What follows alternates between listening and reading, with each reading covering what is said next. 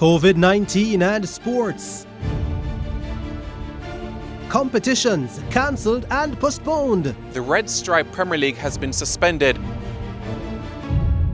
But what's the likely financial and economic impact? A second race meet behind the closed doors, empty stands, no fans. There are also a lot of other service providers that depend on the track for a living. In terms of earnings, I mean, obviously this is a big hit. Join us for a TVJ Sports virtual town hall Thursday, April 9, as we delve into these and other issues with some of the main stakeholders in the sporting industry. Send questions to 876-381-0072. That's our virtual sports town hall, Thursday, April 9, starting at 8:30 p.m.